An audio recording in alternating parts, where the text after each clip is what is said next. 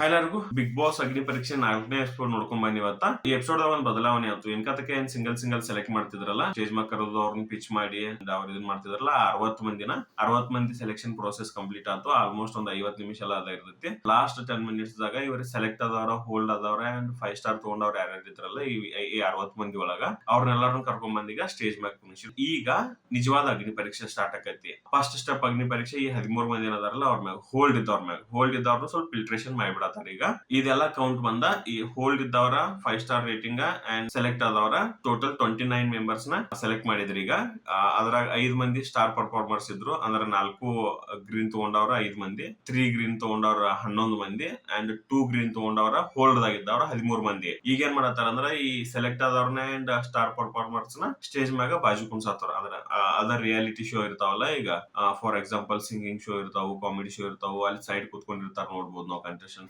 ಆ ತರ ಸ್ಟೇಜ್ ಮ್ಯಾಗ ಸೈಡ್ ಕುಣ್ಸತಾರು. ಈ 13 ಮಂದಿ ಏನ್ ಹೋಲ್ಡ್ ನಾಗ ಅದಾರಲ್ಲ ಅವ್ರ ಅಂದ್ರೆ ಅವ್ರಿಗೆ ಇನ್ನೊಂದ್ ಚಾನ್ಸ್, ಇನ್ನೊಂದು ಸ್ಟೆಪ್ ಆಫ್ ಫಿಲ್ಟ್ರೇಷನ್ ಮಾಡತ್ತಾರು. ಆ 13 ಮಂದಿ ತಂದ ಸ್ಟೇಜ್ ಮ್ಯಾಗ ನಿಲ್ಸಿದ್ರು. ಅದ್ರೊಳಗ ಲಾಸ್ಟ್ ಅವ್ರ ಪಿಚ್ ಒಳಗ ಯಾರು ಇಷ್ಟ ಆಗ್ಯಾರಲ್ಲ ಅದ್ರ 4 ಮಂದಿ ಮತ್ತೆ ಸೆಲೆಕ್ಟ್ ಮಾಡಿದ್ರು. ಅಂದ್ರ ಅವ್ರಿಗೇನ್ ಅಗ್ನಿ ಪರೀಕ್ಷೆ ಇಲ್ಲ, ಏನಿಲ್ಲ, ಏನ್ ಕಾಂಪಿಟೇಷನ್ ಇಲ್ಲ, ಡೈರೆಕ್ಟ್ ಅವ್ರನ್ನ ಸೆಲೆಕ್ಟ್ ಮಾಡಿದ್ರು. ಅದ್ರ 4 ಮಂದಿ ಸೆಲೆಕ್ಟ್ ಆದ್ರು. ಸೊ ಟೋಟಲ್ 9 ಮೆಂಬರ್ಸ್ ಅಂದ್ರೆ 9 ಮಂದಿ ಈಗ ಸ್ಟೇಜ್ ಮ್ಯಾಗ ಉಳ್ಕೊಂಡ್ರು. ಅವ್ರಿನ ರಿಜೆಕ್ಟ್ ಅಲ್ಲ, ಸೆಲೆಕ್ಟ್ ಅಲ್ಲ, ಹೋಲ್ಡ್ ಆಗಿದ್ದಾರ 9 ಮಂದಿ. ಆ 9 ಮಂದಿ ನಡು ಈ ಕಾಂಪಿಟೇಷನ್ ಸ್ಟಾರ್ಟ್ ಆಗೈತಿ. ಇಬ್ಬರು ಮಂದಿದ ಈ ಎಪಿಸೋಡ್ ದಾಗ ಅಷ್ಟ ಅಗ್ನಿ ಪರೀಕ್ಷೆ ಮಾಡಿದ್ರು. ಅದು ಏನ ಹೇರ್ಸ್ ಇರ್ತಾವಲ್ಲ ಈ ಬಾಡಿ ಮ್ಯಾಗ, ಶರ್ಟ್ ತೆಗಿದವ್ರು ಆ ಬಾಡಿ ಮ್ಯಾಗ ಹೇರ್ಸ್ ಇರ್ತಾವಲ್ಲ, ಅಲ್ಲಿ ಪ್ಯಾಚ್ ಅಂಟಿಸ್ತಾರ. ವ್ಯಾಕ್ಸಿನ್ ಟೈಪ್ ಅನ್ಕೋತಾರ ಅದ. ಪ್ಯಾಚ್ ಅಂಟಿಸಿ ಕೀಳ್ತಾರಲ್ಲ, ಆ ತರ ಪ್ಯಾಚ್ ಅಂಟಿಸಿ ಕೀಳೋದೊಂದು ಕಾಂಪಿಟೇಷನ್ ಸ್ಟಾರ್ಟ್ ಮಾಡಿದ್ರು.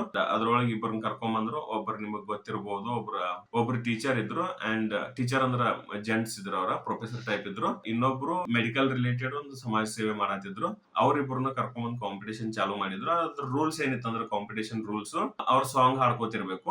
ಆ ಸ್ಟಿಕರ್ಸ್ ಎಲ್ಲ ಪ್ಯಾಚಸ್ ಎಲ್ಲ ಅನ್ಸಿರ್ತಾರ, ಒಂದ್ 10-15 ಪ್ಯಾಚಸ್ ಅನ್ಸಿರ್ತಾರೋ. ಅದನ್ನ ಕೀಳ್ತಾರೋ. ಆಂಕರ್ ಅದಾರಲ್ಲ ನಿರಂಜನ್ ದೇಶಪಾಂಡೆ, ಅವ್ರ ಕೀಳ್ತಾರ ಅದನ್ನ. ಸೊ ಸಾಂಗ್ ಹಾಡ್ತಿರ್ತಾರೋ, ಅದನ್ನ ಕೀಳ್ತಾರ ಅವ್ರು. ಕೀಳೋ ಮುಂದ ಯಾವ್ದು ಎಕ್ಸ್ಪ್ರೆಷನ್ ಕೊಡಬಾರ್ದು, ಸಾಂಗ್ ಇಂಟರಪ್ಟ್ ಆಗಬಾರ್ದು. ಈ ತರ ಒಂದು ರೂಲ್ಸ್ ಇತ್ತು. ಅದ್ರೊಳಗ ಮೆಡಿಕಲ್ ರಿಲೇಟೆಡ್ ಏನ್ ಸಮಾಜ ಮಾಡತ್ತಾರಲ್ಲ ಅವ್ರು ಸ್ವಲ್ಪ ಎಕ್ಸ್ಪ್ರೆಷನ್ ಕೊಟ್ರು. So according to that game rules ಪ್ರಕಾರ ಅವ್ರು ರಿಜೆಕ್ಟ್ ಆಗಿ ಹೋದ್ರು ಅಂಡ್ ಇವ್ರು ಸೆಲೆಕ್ಟ್ ಆದ್ರು. ಸೊ ಈ ವೇದಾಗ ಒಂದೊಂದು ಟಾಸ್ಕ್ ಇಬ್ಬಿಬ್ಬರು ನಡ್ಬಾರ್ಕ್ ಕೊಟ್ಟು ಸೆಲೆಕ್ಷನ್ ರಿಜೆಕ್ಷನ್ ಮಾಡತ್ತಾರು. ಆ ಸೆಲೆಕ್ಷನ್ ರಿಜೆಕ್ಷನ್ ಥಿಂಗ್ಸ್ ನಡೆಯತ್ತವ. ಅಂಡ್ ಇನ್ನೊಂದ್ ಥಿಂಗ್ ಕ್ಲಿಯರ್ ಹೇಳಿದ್ರು ಅವರು, ರೂಲ್ಸ್ ಅಷ್ಟೇ ಅಲ್ಲ, ಗೇಮ್ ಗೆದ್ರ ನೀವು ಸೆಲೆಕ್ಟ್ ಆಗಿ, ಗೇಮ್ ಸೋತ್ರ ನೀವು ರಿಜೆಕ್ಟ್ ಆತಲ್ಲ.